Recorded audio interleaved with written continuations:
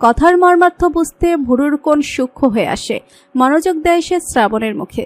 শ্রাবণ জিজ্ঞাসূচক দৃষ্টিতে তাকিয়ে কিঞ্চিত থেমে আবার বলে, আচ্ছা ঠিক আছে, আপনি বসার সিদ্ধান্ত নিলেন, তাতেই কি সফল হয়ে গেলেন? পদ যে দখলে পাবেনি নিশ্চয়তা আছে কোনো? আচ্ছা পেলেনি, তারপর কয় বছর হবে তার স্থায়িত্বকাল?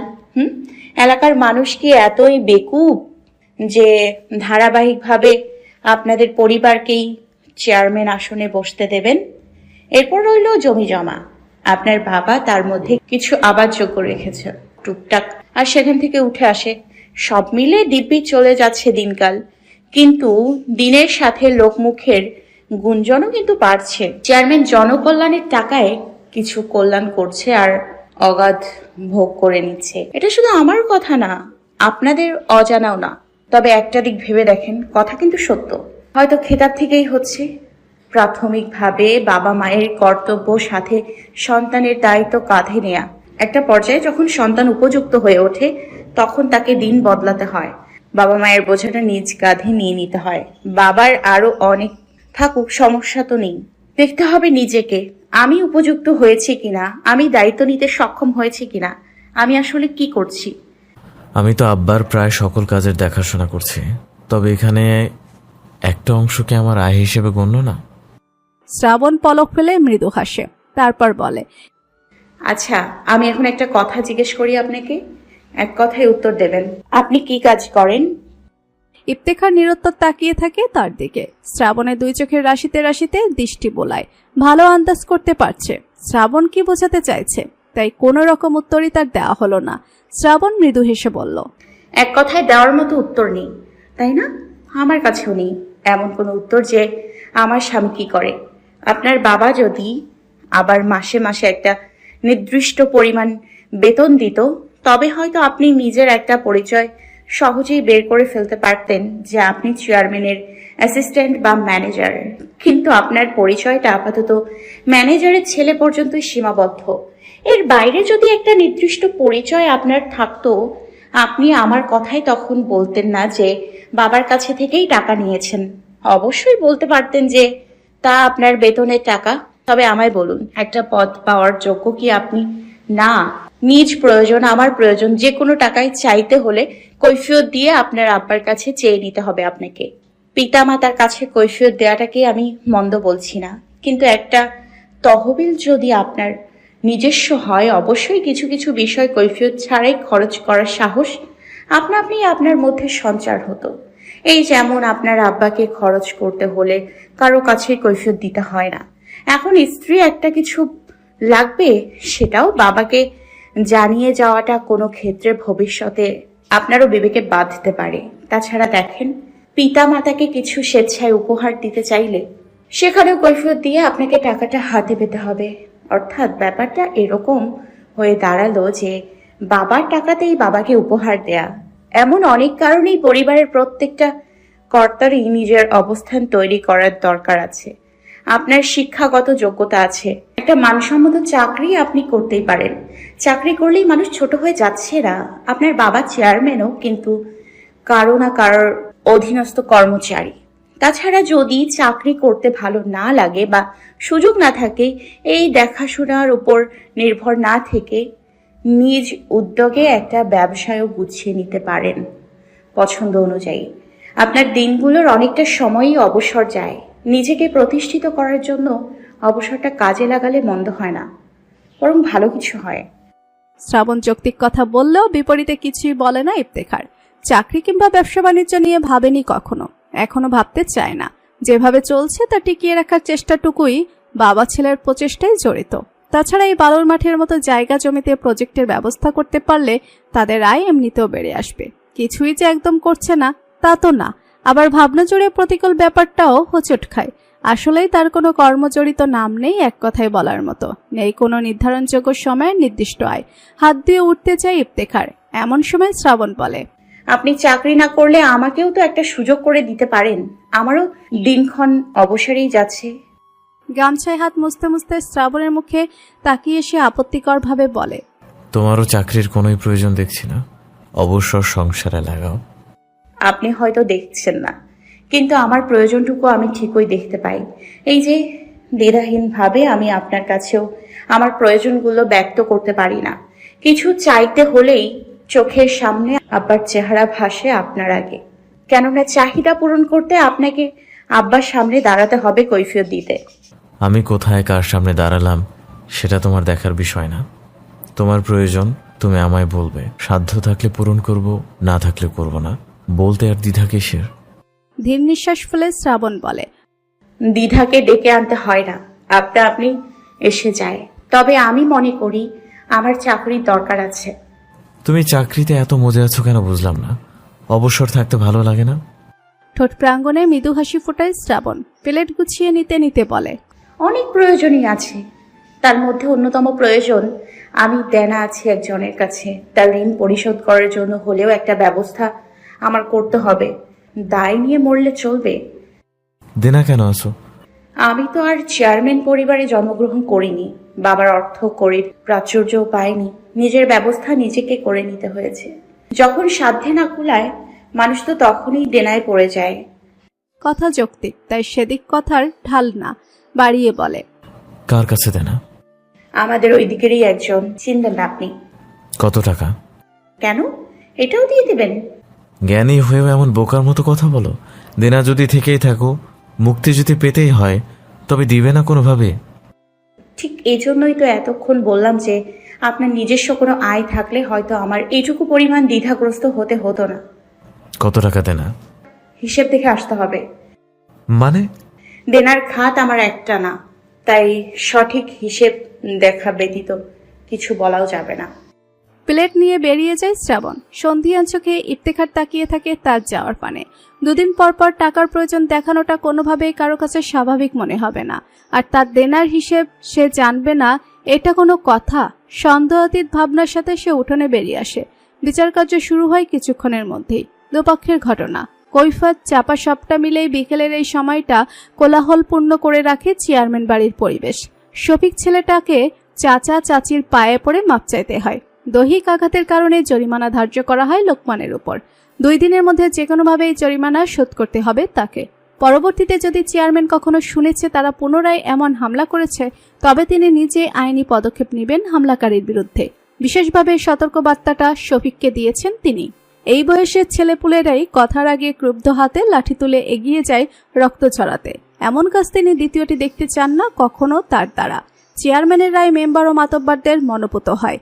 কেউ কারো পক্ষ নিয়ে কথা বলেনি এখানে। ঘটনার স্পষ্টতায় সিংহভাগ দোষে লোকমানের পরিবারই নজর উঠেছে।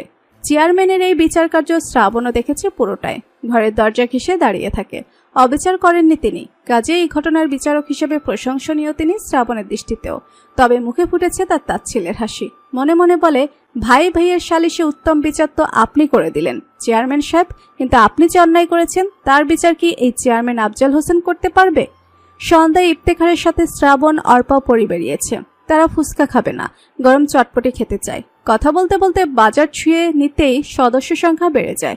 বিপু যোগ দিয়েছে আরেক প্লেটের খরচ বাড়াতে, কিন্তু খরচ সে 1 প্লেটে বাড়ায়নি, বাড়িয়েছে 2 প্লেটের।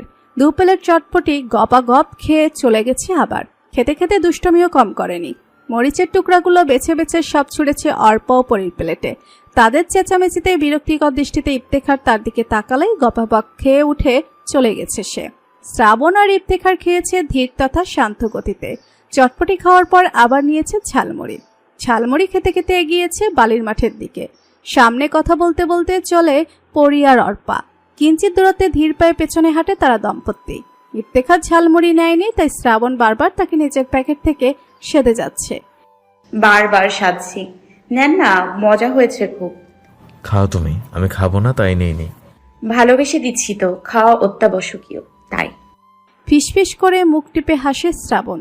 তার দুষ্টমিতে একগাল হেসে ইফতেখার 1 চিমটি পরিমাণ নিয়ে মুখে দিল, যেন ঝালমুড়ি নয়, ভালোবাসাটুকুই শুধু মাত্র গ্রহণ করলো।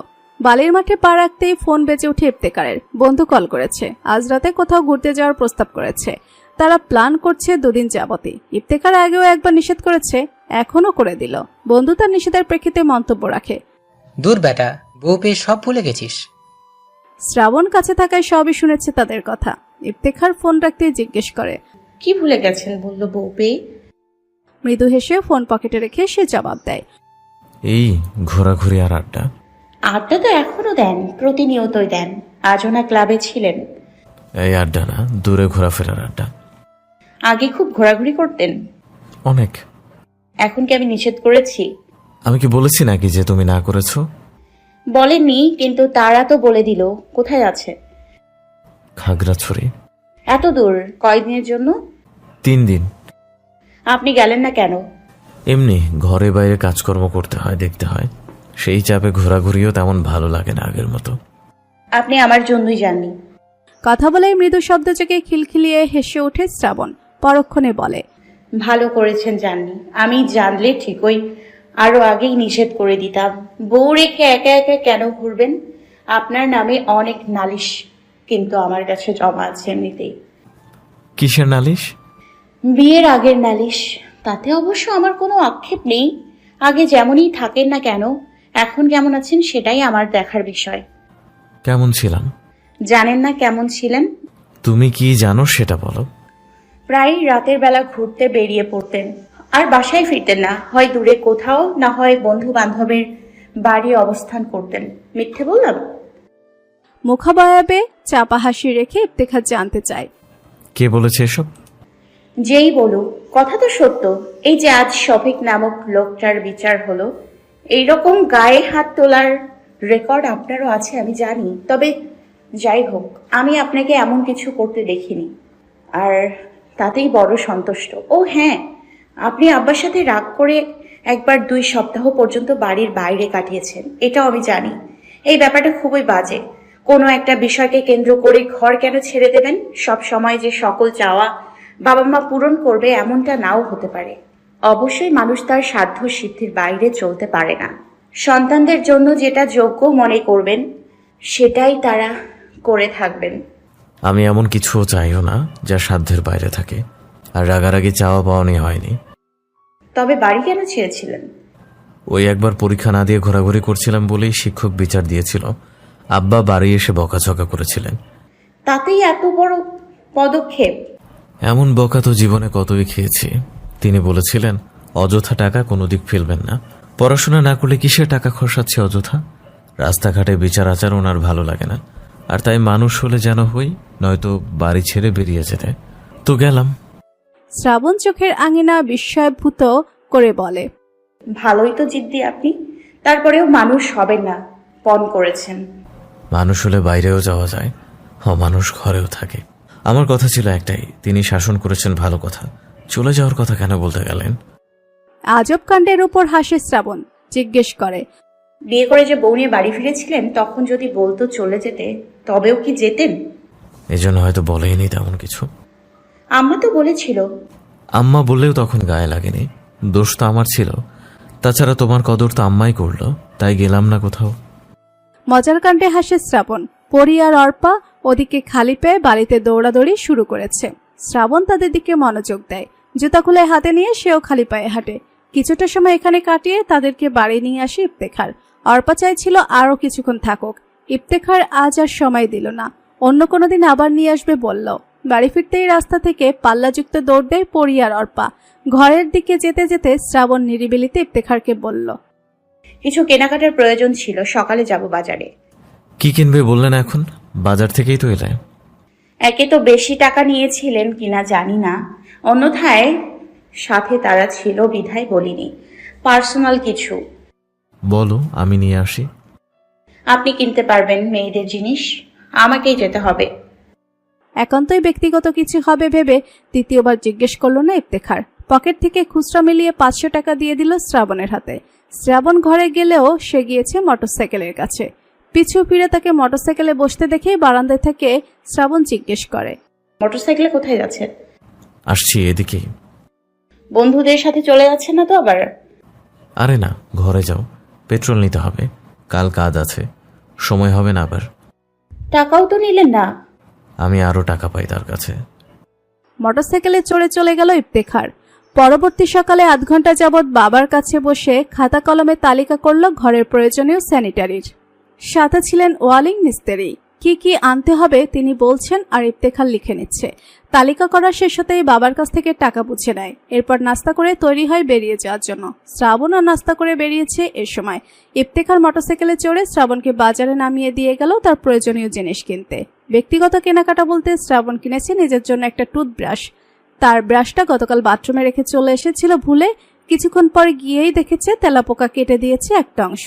ঘিন ঘিন মনোভাবের কারণে সেইটা আর ব্যবহার করতে পারবে না, তা একটা নতুন কিনে নিল। এই ছিল তার কেনাকাটা। তবে বাড়ি ফিরেনি শ্রাবণ। এইটুকু কেনাকাটাতে 500 টাকাও খরচ হয়নি। বাকিটা খরচ করতে চলে গেছে বহুদূরে আপন নিরে। এই দূরযাত্রার কারণেই মূলত 500 টাকা চেয়ে নেওয়া। ইফতেখার বাড়ি না থাকায় তার আরও বেশি সুবিধা।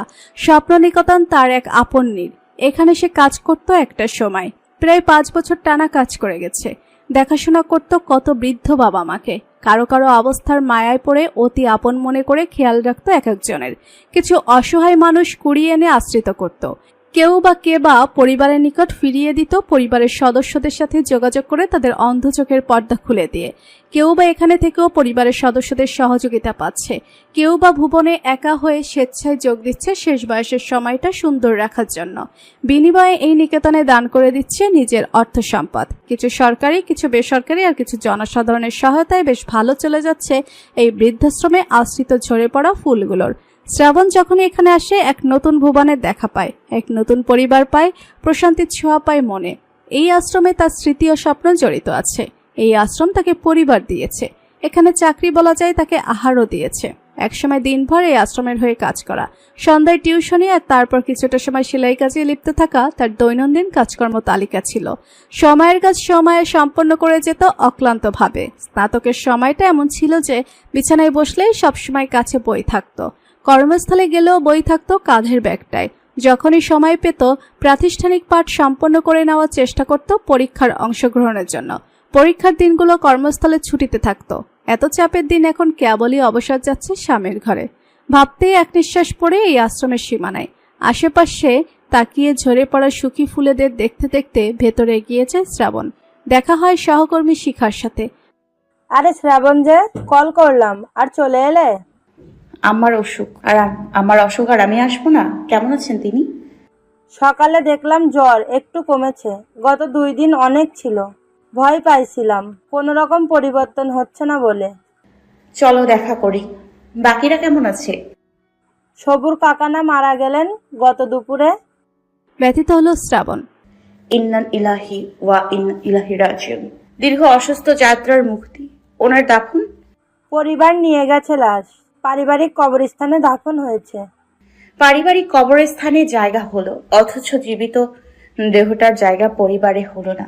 আফসোস হয় জানো তো। অর্থ করি থাকতেও মানুষ দেখভালের জন্য একটা লোক ঘরে রাখতে পারে না।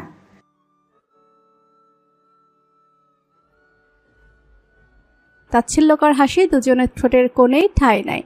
শ্রাবণ চলতে চলতে জিজ্ঞেস করে, ম্যাম প্রতিদিনই আসেন?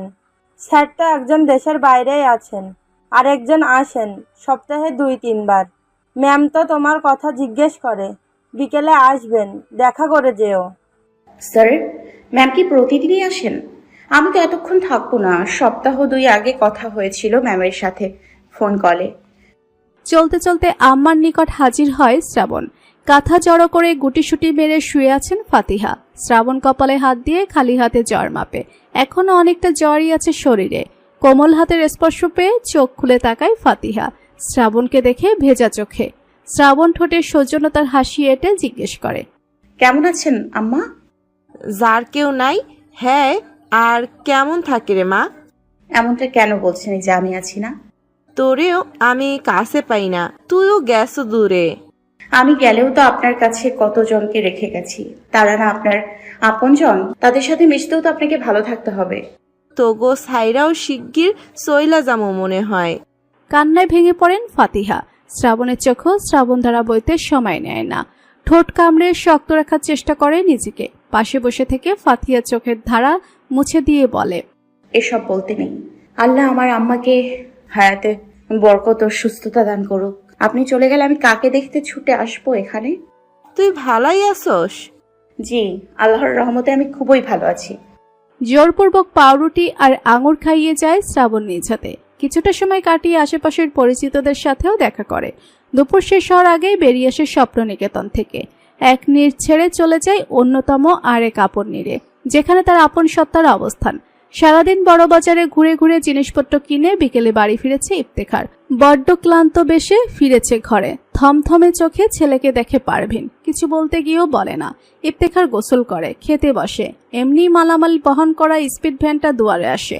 শব্দ পেয়ে প্লেট হাতে বারান্দায় আসে সে। ভ্যান চালককে বলে, ঠিকঠাক এসেছেন তো? রাস্তায় আবার কিছু পড়ে টরে যায়নি তো? আরে না বাজান, বাইন্দা লইছি না সব, পড়বো কে? বলতে বলতে ভ্যানে বাধা রশি খুলতে থাকে। বকুল কাকা এগিয়ে এসে মালামাল নামাতে ব্যস্ত হয় ভ্যান চালকের সাথে। ইফতেখার চোখ বুলিয়ে নেয় যেমন করে তুলে দিয়ে এসেছিল সব ঠিকঠাক আছে কিনা। পুনরায় ঘরে ফিরতে গেলেই পরি আসে পশ্চিম দিক থেকে। ইফতেখারকে দেখে জিজ্ঞেস করে, ভাবিরা সাথে কইরা নিয়ে আইছেন ভাইজান? চিন্তিত দৃষ্টিতে তাকিয়ে থেমেছে ইফতেখার। জিজ্ঞেস করে, কোত্থেকে নিয়ে আসবো? হেডা আপনি না জানেন, কই নিয়ে গেছেন আমি জানি। বকুল কাকার ডাকে তাকে ছোট ছোট জিনিসপত্রগুলো ঘরে নিয়ে আসতে। পরি চলে যায় সেখানে। ইফতেখার বুড়ো মাঝে চিন্তার রেশ রেখেই ঘরে আসে। বাড়ি এসে দেখতে না পেয়ে ভেবেছিল হয়তো পরির সাথে এদিক ওদিক আছে, প্রয়োজন না থাকায় খুঁজেও নি। পরির কথায় ভাবনায় লিপ্ত হয়ে প্লেট নিয়ে পুনরায় বসে। মায়ের কাছে জিজ্ঞেস করে, শ্রাবণ বাড়ি নেই মা? তোর সাথে যে বের হইছে এরপর বাড়ি আইছে? আর আমি তো তাকে বাজারে নামিয়ে দিয়ে চলে গেছি, কিছু কিনবে বলেছিল। মায়ের থমথমে মুখের কারণ এতক্ষণে খেয়ালেও বুঝে আসে তার। চুপ করে ভাত মুখে দেয়। পাশে বসে পারভিন বিড়বিড় করতেই থাকে। বাড়ির বউ এমন বাইরে ঘোরাফেরা করে বলে বিপরীতে কোনো কথা রাখে না ইফতেখার। ভাত খাওয়া শেষ করে টাকা হাতে বাইরে যায়। ভ্যান চালক মালামাল নামিয়ে দাঁড়িয়ে আছে ভাড়ার জন্য। ভাড়া দিয়ে তাকে বিদায় করে আগে পরক্ষণে ফোন হাতে তুলে কল করে শ্রাবণের নম্বরে। ফোন বন্ধ। হতাশা এবং বিরক্তি দুই প্রতিক্রিয়ায় আক্রমণ করে ইফতেখারকে। কয়েকবার কল করেছে ইফতেখার, লাইনে পায়নি শ্রাবণকে। ফোন বন্ধই দেখাচ্ছে বারবার। নিজের কাছেই কারণ তুলে ধরে, ফোনে সমস্যা। বন্ধ থাকতেই পারে, কিন্তু দুশ্চিন্তা কি কমে আসে তাতে? যদি কোনো বিপদ হয়ে থাকে? এতটা সময় ধরে সে কোথায় আছে? একবার কি মজিদা কাকির কাছেই খোঁজ করে আসবে? দুদিন পর পরই ও বাড়ি গিয়ে এই বাড়ির বউয়ের খোঁজ করাটাই বা কেমন হবে?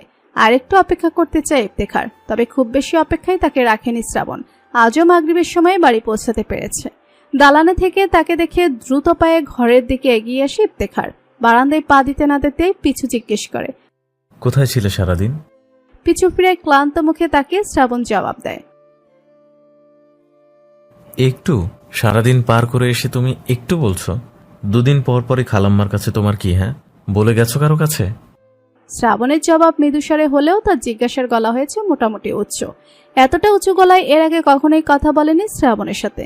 শ্রাবণ বুঝতে পারছে তার উপর রেগেছে জনাব, তাই দৃষ্টিটা তার থেকে নামিয়ে নিল মৌনতায়। জবাবের প্রত্যাশায় কিঞ্চিত বিরতি নিয়ে ইফতেখার একই গলায় আবার বলে, আর একদিনও তুমি বাড়ি থেকে বেরোবে না, কোনো প্রয়োজনেও না। নামিয়ে নেওয়া দৃষ্টি পুনরায় তুলে আনে শ্রাবণ। অপ্রত্যাশিত নিষেধাজ্ঞার কারণে সূক্ষ্ম একটা মুহূর্ত তাকিয়ে থাকে ইফতেখারের মুখে। চোখে চেহারায় বিরক্তির রগরগে অবস্থা তার। শ্রাবণ কোনো রকম কিছু না বলে মলিন মুখে চুপচাপ ঘরে চলে যায়। ইফতেখার হনহন পায়ে বাড়ির বাইরে চলে যায় রাগ নিরাময় করতে ও নামাজ আদায়ে মসজিদের কাতারে সামিল হতে। হাত মুখ ধুয়ে পরিচ্ছন্ন হয় শ্রাবণ। অজুটাও সেরে আসে নামাজের জন্য। পারভিনের সামনে পড়লেও পারভিন কিছুই বলেনি তাকে। ছেলে বলেছে তা শুনেছে, অতিরিক্ত বলার প্রয়োজন মনে করেনি। কটাক্ষ দৃষ্টিতে নিন্দা প্রকাশ করে গেল যেন শুধু। শ্রাবণ তার থেকেও চোখ সরিয়ে নিয়েছে হতাশিত নিঃশ্বাসের সাথে। হবেই না কেন, নীতি লঙ্ঘন যেহেতু করেছে, রাগ করার অধিকারও আছে তাদের। নামাজ আদায়ের পর চুপ করে বসে থাকে বিছানার এক কোণে। অল্প পড়ছে। পরি বাইরে থেকে কাপড় চোপড় এনে গুছিয়ে রাখছে। তাদের কানেও এসেছে ইফতেখারের শাসনের কথা। পরি আর চোখে শ্রাবণের দিকে তাকিয়ে বলে, সংসার রাইখা এতক্ষণ বাইরে থাকে বেডি মানুষ, ভাইজানের রাগ তো হইবই। আমি আপনারে ওই বাড়ি গিয়া একবার খুঁজে আইছি, পাই নাই। শ্রাবণ তার দিকে এক পলক তাকিয়ে একই অবস্থায় বসে থাকে মলিনতা পুষে। বাইরের মলিনতাটা উপস্থিতিদের নজরে পড়লেও ভেতরে ভিতরে প্রকৃত মলিন চিন্তিত রূপটা শুধুমাত্র শ্রাবণই প্রত্যক্ষতা করে যাচ্ছে। ক্লান্তও লাগছে শরীর। একটু ঘুমাতে পারলে হয়তো ভালো লাগতো, তবুও ঘুমায় না সে। এমনিতে সারাদিন ছিল না বাড়ি। এই সময়ে ঘুম না আরো বিরক্ত করে তোলে আশেপাশকে। এশার নামাজের পরে বাবা ও ছেলেরা একত্রে বাড়ি ফিরেছে। ইফতেখার এসে অর্পার ঘরের সামনে দিয়ে শ্রাবণকে দেখে যায়। মলিন মুখ নজরে পড়ে সুস্পষ্ট। তাই বলে সে যে ভুল কিছু করেছে এমনটা একদমই ভাবে না। মন মলিন হলেও শাসন করাটা যথার্থ জরুরি ছিল ইফতেখারের মতে। নিজের ঘরে চলে যায় চলতি পায়ে। বিপু চলে গেছে মায়ের কাছে ভাত চাইতে। দুশ্চিন্তাগ্রস্ত হয়ে আছে সেও। আজ কান্তাকে পরীক্ষা দিতে যেতেও আসতে দেখেনি। কিছু হয়েছে কিনা আবার সে দুশ্চিন্তা ঘিরে রেখেছে তাকে। মোড়ায় বসে রান্নাঘরেই খাওয়া সারতে চায় সে। এদিকে একটু পরেই নিজের ঘর থেকে পরীকে ডাকে ইফতেখার। পরী হাজির হতেই জিজ্ঞেস করে, রান্না বান্না হয়েছে? রান্না বান্না তো সেই কখনই হইছে, আপনারা ভাত দিমু কিনা হেইডা কন। বিপু ভাইজান থালা পাইতা বৈশাও পড়ছে। তোর ভাবি ভাত খেয়েছে? না, কেউই খায় নাই, হোপ কইরা বৈশা রইছে আপার ঘরে। গিয়ে বল আমি ডাকছি। মানাইবেনি যখন কেল্লায় অযথা ঝাড়ি টাড়ি দিলেন। বেশি কথায় বিরক্ত দৃষ্টিতে তাকায় ইফতেখার। তাতেই পরী হন হন পায়ে যেতে ব্যস্ত হয় বলে, যাইতাছি। পরীর ডাকবার্তায় শ্রাবণ এসে হাজির হয় এই ঘরে। দরজার কাছে থেকেই জিজ্ঞেস করে, ডেকেছেন? মালামালের মেমো দেখায় বিরতি নিয়ে ঘাড় ঘুরিয়ে মলিন মুখের দিকে তাকায় ইফতেখার। তার দৃষ্টি এড়াতে নিজের দৃষ্টি সরিয়ে নিয়েছে শ্রাবণ। ইফতেখার জানে সেই এই মন খারাপের কারণ। পুনরায় কাজে মনোযোগ দিয়ে চলে। খেতে দাও। চুপচাপ চলে যায় শ্রাবণ। রান্নাঘরে বিপু খাচ্ছে। পারভিন চায়ের পানি বসাচ্ছে চুলায়। ঘুমানোর আগে 1 কাপ চা খাবেন আফজাল হোসেন। শ্রাবণ এসে চুপচাপ ভাত নিয়ে গেল ইফতেখারের জন্য। ইফতেখার মেমো যত্নে তুলে রাখতে রাখতে জিজ্ঞেস করে, তোমার প্লেট কোথায়? আপনি খান। প্লেট নিয়ে আসো। আমি এখন খাবো না। কেন? পিছু ফিরে মনোযোগে তাকায় ইফতেখার। শ্রাবণ এক পলক তাকে আবার দৃষ্টি নামিয়ে বলে, আব্বাকে খাবার দিব। পরি দিবে, প্লেট নিয়ে আসো। শ্রাবণ চুপচাপ চলে যায়। অল্প খাবার নিয়ে হাজির হয়েছে ইফতেখারের সামনে। চুপচাপ খেয়ে যাচ্ছে। প্রথম দিকে ইফতেখার চুপচাপ থাকলেও পরক্ষণে ধীরে সুস্থে বোঝাতে ব্যস্ত হয়। এমনিতে আমাদের সাথে ও বাড়ির মিল নেই, তারপরও তুমি আসা যাওয়া করো অনবরত। মানলাম আত্মীয়, তাই যাও। যাওয়ারও তো একটা লিমিট আছে। সারাদিনের জন্য বসে থাকার তো কোনো মানে হয় না। এই মানের কোনো জবাব দেয় না শ্রাবণ। কানে কথা গেলেও খাওয়ায় এক পাক্ষিক মনোযোগ পেতে বসেছে সে। কোন খালাম্মার কাছে যে গেছে তা তো স্পষ্ট করেনি তাকে। ইফতেখার আরো বলে, মা পছন্দ করে না এবারের বউ যখন তখন অকারণে কারণে বাইরে যাওয়াটা। প্রয়োজন হলে যাবে স্বাভাবিক, ফিরবেও তো তেমন সময় নিয়ে। বিকেলে বাড়ি এসেই শুনি সারাদিনে তোমার কোনো খোঁজ নেই, তোমার ফোন বন্ধ। কত টেনশন হচ্ছিল জানো? কম হলে 20টা কল করেছে এতক্ষণে, আর তুমি গিয়ে নিশ্চিন্তে বসে আছো তোমার খালাম্মার কাছে। কোনো রকম প্রতিক্রিয়া আসে না শ্রাবণের মুখে। ইফতেখারও কথা থামিয়ে খেতে থাকে। বেশি বললে না আরো মন খারাপ করে বসে। শ্রাবণ নিজের প্লেট নিয়ে চলে যায়। পুনরায় আসে ইফতেখারের প্লেট নিতে। চলে যাওয়ার সময় ইফতেখার বলে, মন খারাপ করো না, টেনশন হচ্ছিল তাই রেগে গেছি। এমন কাজ আরো করো না। প্রতিক্রিয়াহীন শ্রাবণ চলে গেছে। অর্পার ঘরে গিয়ে নিজের ব্যাগ থেকে কিছু নেয়। পুনরায় আসে এই ঘরে। ইফতেখার মশারির নিচ্ছে টানিয়ে ঘুমিয়ে পড়বে। শ্রাবণ এলেই ঘুরে দাঁড়ায়। প্যাকেটটা এগিয়ে দেয় শ্রাবণ। এটা আপনার জন্য কিনেছিলাম। কি এটা? বলতে বলতে হাতে নেয় ইফতেখার। প্যাকেট খুলে দেখে হাত ঘড়ি। ঠোঁট কার্নিশে হাসি এলিয়ে বলে, এটা আবার কিনতে গেলে কেন? এমনি পড়তেন, দেখে ভালো লাগলো তাই ভাবলাম কিনে নেই। তোমার জিনিস কিনেছো তুমি, টাকায় শর্ট পড়েনি? হয়ে গেছে, মিলেছিলে। শেষ বাক্যের আগেই ঢেকুর তুলতে তুলতে বিপু এসে হাজির হয়েছে ঘরে। ইফতেখারের হাতের প্যাকেট টেনে নিয়ে বলে, কি এটা? ঘড়ি? সুন্দরী তো। বলতে বলতে প্যাকেট ছাড়িয়ে নিজ হাতে পড়তে চায়। ভাবি গিফট করলো নাকি? বলে সারতে পারেনি। শ্রাবণ তার হাত থেকে হুট করে নিয়ে নিয়েছে। ইফতেখারের দিকে আর 1 কদম এগিয়ে হাতে পরিয়ে দিতে দিতে বিপুকে বলে, যার বাড়ি সেই তো পরে দেখলো না, কেমন যে দেখায়। আপনার এত তাড়া কেন? বাপ রে, নিয়ে যায়নি তো আর, আপনাদেরটা তো আপনাদেরই আছে। কথা শুনে মুখে হাসি ফুটিয়ে তোলে শ্রাবণ। ইফতেখার তার হাতের দিকেও দেখে, মুখের হাসিটুকুও দেখে। একরাশ ভালো লাগে, মন ছেয়ে যায়। বিপু ব্যথিত ভনিতায় বিছানায় পা ঝুলিয়ে বসতে বসতে বলে, আমাকেও আপনার মনে রাখা দরকার ছিল। দেবর হিসেবে আমিও তো পাও না, তাই না? না হয় ঘটক হিসেবে একটা গিফট করতেন। শেষ বাক্যে নিঃশ্বাসে হাসির বেগ ভাসিয়ে তোলে শ্রাবণ। ইফতেখারের হাত ধরে রেখে তার দিকে ফিরে প্রত্যুত্তরে বলে, ইনশাল্লাহ দিব কখনো, যখন কিছু আয়ের ব্যবস্থা হবে। কারোর জন্য কিনতেই কার্পণ্য করব না তখন। আশায় আশায় বসে থাকলাম। আশার বাণী শুনিয়ে চিত হয়ে বিছানায় ঢলে পড়ে বিপু। শ্রাবণ ইফতেখারের চোখে তাকিয়ে বলে, ভালো লাগেনি? মৃদু হেসে ইফতেখার হাতের দিকে একবার তাকিয়ে চোখে চোখ রেখে প্রশংসা ব্যক্ত করে। সুন্দর হয়েছে, তোমার পছন্দ তোমার মতোই সুন্দর। আপনার মতো হতে পারে সুন্দর, আমি তো সুন্দরী। হাত ছেড়ে দিয়ে মৃদুস্বরে হাসতে হাসতে চলে যায় শ্রাবণ। ওদিকে শ্রাবণের কথায় হা হা করে হেসে উঠেছে বিপু। ইফতেখারও হেসেছে, তবে ঠোঁট প্রাঙ্গণেই তার শব্দহীন বিস্তৃত। পরবর্তী সকালেও বিপু বাজারে বসে থাকে কান্তার কলেজের সময় হলে। দেখা মিলেই না, দুশ্চিন্তা বাড়ে তার। তাদের বাড়ির সামনে রাস্তায় থেকেও একটু উকিঝুঁকি দেয় বাড়ির ভেতরে। উঠোনে শিরিনকে কাপড় চোপড় মেলে দিতে দেখা গেছে। কান্তার ছায়াও নজরে ধরা দেয়নি। বাড়ি এসে পরীকে পায় মিস্ত্রির সাথে কিছু নিয়ে তর্ক বিতর্কে।